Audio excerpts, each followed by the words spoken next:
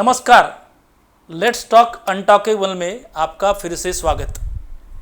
मित्रों, अब तक के लगभग 18 एपिसोड में हम लोगों ने देखा कि कौन कौन सी यौन समस्याएं होती है, अपनी यौनिकता, लैंगिकता यानी क्या, नॉर्मल ह्यूमन सेक्सुअल रिस्पॉन्स यानी क्या, दवाई कौन कौन सी यूज़ कर सकते हैं। ऐसे काफ़ी मुद्दों पे हमने चर्चा की है।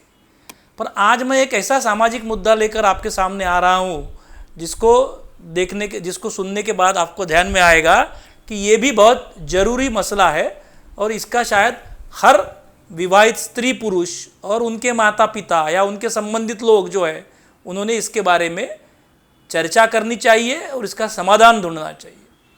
मित्रों, हम देखते हैं आजकल के समाज में कि आजकल हमारे समाज में डाइवोर्सेस यानी मराठी में जिसको बोलते हैं घटस्फोट या हिंदी में तलाक शब्द भी बोलते हैं, है ना। तो ये तलाक होना शुरू हुआ है और ये ऐसा नहीं है कि ये तलाक सिर्फ शादी के तुरंत बाद होते हैं या 1-2 साल में होते हैं।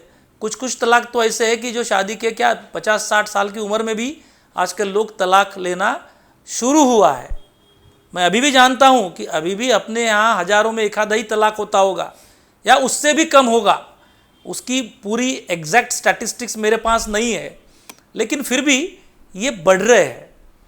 अगर हम भारतीय संस्कृति को देखें तो हम ऐसा सोचते थे कि विवाह ये एक संस्कार है, विवाह को हम संस्कार के रूप में मानते थे।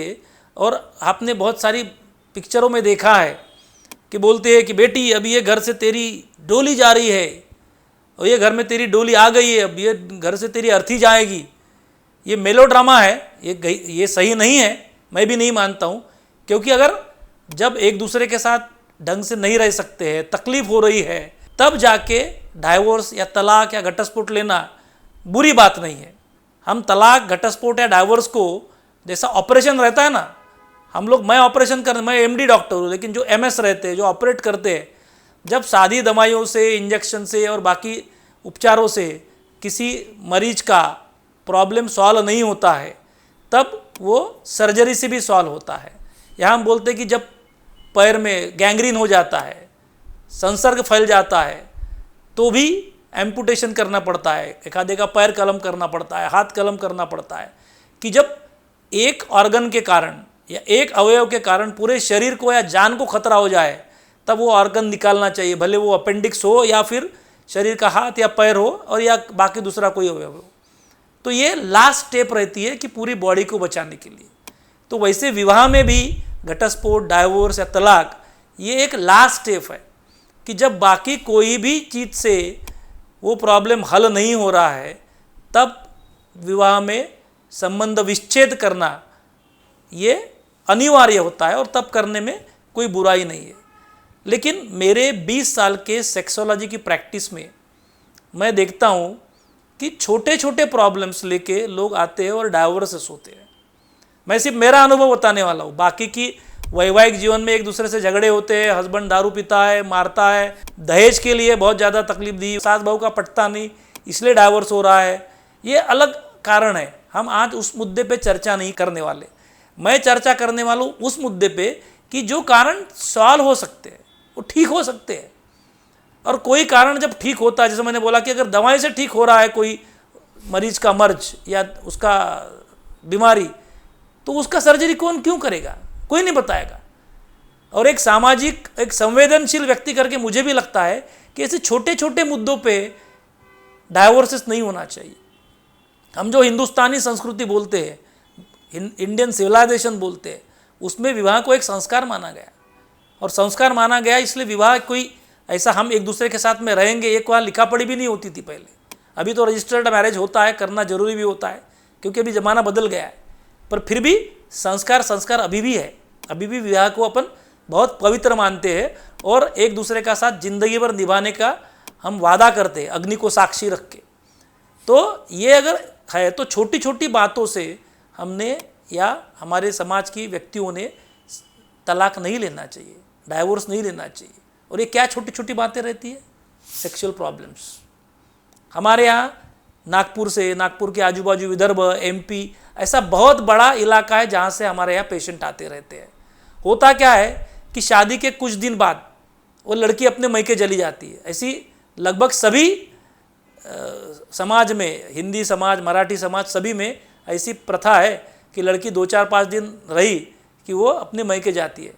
अगर जो मेरे दर्शक सुन रहे हैं मराठी है तो उसको मराठी में मांडव परतनी बोलते हैं कि वो लड़की अपने माँ बाप के घर जाती है और फिर तभी उनके घर का जो मंडप रहता है, जिसको मराठी में मांडव बोलते हैं, वो निकलता है और फिर वहाँ पूजा वजा होती, फिर वो लड़की घर आती है। अब क्या होता है बहुत बार कि शुरुआत के दिनों में सेक्स अगर ठीक से नहीं हुआ 2-4 दिन में, और घर जाके लड़की ने बता दिया कि नहीं हमारा तो सेक्स ही नहीं हो पाया, तो घर वाले बड़े चिंतित हो जाते हैं। उनको लगता है अरे 2-3 दिन हो गए लड़की साथ में रही लेकिन लड़का सेक्स नहीं कर पाया, तो लड़का नपुंसक है, लड़का नामर्द है, वो मर्द भी नहीं है। ये ऐसा बोला जाता है, ये सही नहीं है। पर मैं क्या बोलते हैं लोग, लोगों के क्या विचार है, आपके सामने रख रहा हूँ, जो सरासर 100% गलत है। बहुत सारे लोग तो हमारे आते हैं, यानी मैं कभी कभी मजाक में बोलता हूँ, मैं जब क्लिनिक आता हूँ तो सामने मुझे क्लिनिक में ये 10-15 चप्पल जोड़े दिखते हैं वहाँ पे। मुझे लगता है अरे बाप रे इतने पेशेंट आ गए। वो पेशेंट नहीं रहते, लड़का लड़की, लड़के के 4 रिश्तेदार, लड़के के 4 रिश्तेदार के 10 लोग एक ही केस के लिए आए रहते हैं। क्यों? क्योंकि लड़के वाले आते हैं कि हमको ऐसा ऐसा बोला गया, फिर लड़की वाले आते हैं फिर बोलते हैं हमारा ये लड़का ख़राब है, इनको पहले से मालूम था इनका लड़का नपुंसक है, फिर भी इन्होंने शादी किया, अब इनको कोर्ट में केस डालेंगे, 420 का केस चलाएंगे, कोर्ट में जाएंगे, डाइवोर्स लेंगे। छोटी सी बातें रहती है। पर क्या होता है कि ये जो लड़के, विवाहित लड़के हैं, लड़का लड़की, उनके लिए भी है कि क्या होता है कि ये लोग अपने माँ बाप को बता देते हैं और माँ बाप को उनको पता नहीं रहता है, क्योंकि उनको कभी प्रॉब्लम नहीं आया तो उनको लगता ही नहीं कि ये सेक्स प्रॉब्लम्स भी रहते हैं करके, और रहते हैं पता भी है तो उनको लगता है कि इसकी कोई इलाज ही नहीं है, ये लाइलाज है। क्योंकि लोगों का एक और भ्रम है कि एलोपैथी में या मॉडर्न मेडिसिन में इसका इलाज ही नहीं है, जबकि इसके जितने अच्छे इलाज मॉडर्न मेडिसिन में है। क्योंकि इलाज यानी मैं सिर्फ दवाई गोलियाँ नहीं बोल रहा हूँ, इलाज यानी काउंसलिंग, सेक्स थेरेपी, ये भी बोल रहा हूँ। तो ये ज़रूरी है। लेकिन होता क्या है कि जब लड़की अपने घर वालों को बता देंगी कि मेरे हस्बैंड को प्रॉब्लम है, उसने सेक्स ही नहीं किया मुझसे 7 दिन में, 10 दिन में, महीने भर में, जो भी है, जब भी वो अपने माता पिता को बताती है तो माता पिताओं का रिएक्शन, रिश्तेदारों का रिएक्शन बड़ा सीवियर रहता है। अरे ऐसा कैसा होता है, हमारे टाइम पे तो ऐसा नहीं हुआ, हमने तो, हमारे वक्त तो दूसरे दिन ही हो गया, पहले दिन ही हो गया। लोग कंपेयर करना शुरू करते हैं और फिर वो अपने समधी लोगों से, लड़के के माता पिता से बात करते हैं, फिर झगड़ा होता है, आवाज़ बढ़ता है, दोनों में झगड़ा होता है। लड़की फिर कुछ दिन मैके में रहती है, मैं ससुराल नहीं जाऊंगी बोलती है। और जब ये दोनों हमारे पास आते हैं तो हम बोलते कपल काउंसलिंग, हस्बैंड वाइफ ने आना चाहिए। ये दोनों हस्बैंड वाइफ रहते हैं लेकिन दोनों अलग अलग पार्टी करके आते हैं। जैसे कोर्ट में होता है ना, ये विरुद्ध पार्टी, एक दूसरे की विरुद्ध पार्टी हमारे यहाँ आके बैठते हैं, और जब एक दूसरे के विरुद्ध होते हैं, एक दूसरे के साथ में आरोप प्रत्यारोप होते रहते हैं, उसके कारण मन में फिर एक दूसरे के बारे में गुस्सा, धोखा दिया, ये ऐसे ऐसे भावनाएं रहती है। फिर उनको जुड़ाना बड़ा कठिन होता है। तो इसीलिए ये टालना चाहिए। कोर्ट में केस जाती है, कुछ लोग पुलिस में भी कंप्लेंट करते हैं, फिर पुलिस आ जाती है, वो लड़कों वालों को लगता है हमारी बदनामी हुई है। कुछ तो केसेस ऐसे है कि शादी हो जाती, ऐसा हो जाता, उसके बाद में डाइवोर्स हो जाता है, वो लड़का बेचारा दूसरी शादी करने जाता है, तब भी लड़की वाले उसके बारे में कुछ तो भी गलत गलत बोलते हैं। ये मैं लड़कों वालों के लिए इसलिए बता रहा हूँ कि लड़कों में ये प्रॉब्लम ज़्यादा होता है। लड़कियों में भी प्रॉब्लम्स रहते हैं पर उनके जल्दी से जल्दी ठीक हो जाते वाले प्रॉब्लम रहते हैं। लेकिन लड़के में अगर इरेक्टाइल डिस्फंक्शन है, प्रीमैच्योर इजैकुलेशन है, तो ये प्रॉब्लम के कारण अगर सेक्स नहीं हो रहा है तो बड़े प्रॉब्लम्स आ सकते हैं। तो इसीलिए जब भी किसी की लड़की, नई ब्याहता लड़की, कभी भी अपने माता पिता को ये हमारा कहना है बताना ही नहीं चाहिए। क्योंकि शादी कब की जाती है? जब आप खुद की जिम्मेदारी ले सकते हो, खुद के साथ साथ में खुद के पति पत्नी की भी जिम्मेदारी ले सकते हो, खुद के और पति पत्नी की जिम्मेदारी के साथ साथ में खुद के बच्चों की भी जिम्मेदारी ले सकते हो, तब जाके आपकी शादी होती है। तो शादी के बाद अगर कोई सेक्स प्रॉब्लम है तो ये अपने माँ बाप को बताने के बजाय अपने हस्बैंड को प्रॉब्लम है तो उसको प्रोत्साहित करना चाहिए कि आप जाओ ट्रीटमेंट लो, ये वो पत्नी की भी जिम्मेदारी है। और फिर वो अगर आनाकानी करता है, ज़्यादा टाइम लगाता है ना, जिसको मराठी में बोलते वेळ काढू धोरण, जाऊ उद्या जाऊ परवा जाऊ, कल जाएंगे परसों जाएंगे, और ऐसे बहुत ज़्यादा दिन बीतते, तब लड़की डेफिनेटली अपने माता पिता को बता सकती है। होता क्या है कि सास ससुर को बताने में सास ससुर कभी कभी लड़कियों को खुद ही दोषी ठहराते हैं। या लोगों को लगता है कि सेक्स नहीं हो रहा इसलिए कंप्लेंट कर रही है, ये लड़की खराब है, पर ऐसा नहीं है। मैं दोनों तरफ से बोल रहा हूँ कि लड़की को भी समझ लेना चाहिए, शादी होने के बाद हमारा सेक्स होगा, सेक्स में हमको अच्छा लगेगा, आनंद मिलेगा, प्लेजर मिलेगा, ये हर एक का हक है। तो वो लड़की का भी हक है। सिर्फ उसने झगड़ा करने के बजाय या दोनों पार्टी बन के कोर्ट में पुलिस में जाए या हमारे पास आने के बजाय अगर दोनों मियाँ बीवी हमारे पास आते हैं और प्रॉब्लम सॉल्व करते हैं तो बहुत बार तो ऐसा है कि छोटे मोटी दवाइयाँ और परामर्श से लोग ठीक हो जाते। पर माता पिता के पास जाने के कारण फिर झगड़ा और फिर दो फैमिलीज में झगड़ा होना और फिर संबंध खराब होना, फिर चाहकर भी वो प्रॉब्लम सॉल्व होने वाला रहने के बाद भी डाइवोर्सेस होते हैं। और तब मुझे एक संवेदनशील सामाजिक व्यक्ति करके बड़ा दुख होता है। तो इसीलिए मैं ये मुद्दा आज लेता हूँ कि कोई भी सेक्स प्रॉब्लम अगर है, शादी के तुरंत बाद है, शादी के बहुत दिन बाद भी है, कुछ केसेस ऐसी भी आती है, बहुत कम है गिनने जैसी उंगलियों पे, कि 40-50 साल की उम्र में भी सेक्स प्रॉब्लम्स आया तो लोगों ने डाइवोर्स लिया है। तो ऐसा नहीं ले, सेक्सुअल प्रॉब्लम्स आर क्यूरेबल, यानी वो ठीक हो सकते हैं। अच्छा, क्यूरेबल नहीं तो ट्रीटेबल तो पक्का है कि दवाई के साथ साथ में, दवाई के सेवन से और परामर्श से हस्बैंड वाइफ एक दूसरे के साथ में सेक्स का आनंद ले सकते हैं। तो सिर्फ सेक्स का प्रॉब्लम है, वो लड़कियों को पूछता हूँ हमारे यहाँ जो आती है अपने पति के साथ कि क्या ये लड़का सेक्स के अलावा बाकी सब में तुझे पसंद है, या सेक्स की प्रॉब्लम छोड़ के बाकी सब कोई प्रॉब्लम नहीं है।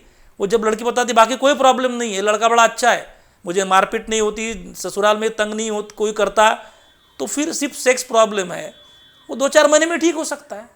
मैं तो यहाँ तक भी बोलता हूँ वो लड़के के सामने कि तू इसको 2-4-5-6 महीने दे, हमारा परामर्श और दवाइयों के साथ में ठीक हो जाएगा। और फिर भी नहीं हुआ तो तेरे पास तो चांस है ही ना, you can take divorce at any time after 6 months। But उसको एक मौका देना, ये न्याय से नहीं, जो बोलते हमारा दायित्व है, एक आध्यात्मिक दायित्व बोलो, एक सामाजिक दायित्व बोलो, या वैवाहिक दायित्व बोलो, कि हस्बैंड में प्रॉब्लम है तो उसको समय दिया जाए, वाइफ में प्रॉब्लम है तो उसको भी ठीक होने के लिए समय दिया जाए। मैं तो बोलता समय देना भी नहीं चाहिए, होता ही है ठीक। बट क्या होता है कि ये झगड़े और ये सब होने के कारण वो लड़का जिसको प्रॉब्लम्स है या वो लड़की जिसको प्रॉब्लम है वो बड़े तनाव में आ जाती है, क्योंकि घर वाले बोलते तेरे कारण हो रहा है, लड़की को भी बोलेंगे, लड़कों को भी बोलेंगे, ये पूरे अपने समाज में अपना नाम बदनाम हो गया, बड़ा दुखी जीवन हो जाता है। जबकि यही दोनों के दोनों में सीमित रही, डॉक्टर के पास आए तो 90% तो चांसेस है प्रॉब्लम ठीक हो जाते हैं। पर वो न करते हुए उसको बहुत ज़्यादा बढ़ा दिया जाता है, और बहुत ज़्यादा बढ़ा देने के बाद में प्रॉब्लम ठीक होने वाले रहकर भी वो सवाल नहीं। फिर लड़के फिर दूसरी शादी में हमारे पास आते हैं, हम दवाई देते हैं, परामर्श करते हैं, वो ठीक होता है उनका।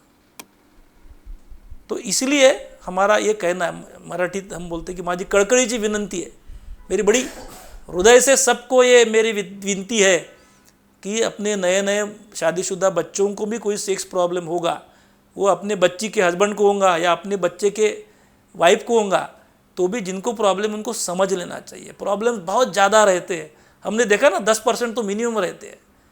तो 10% प्रॉब्लम यानी बहुत बड़े प्रॉब्लम्स है, बहुत ज़्यादा संख्या में प्रॉब्लम्स, वो किसी को भी हो सकते हैं, लेकिन वो ठीक हो सकते हैं।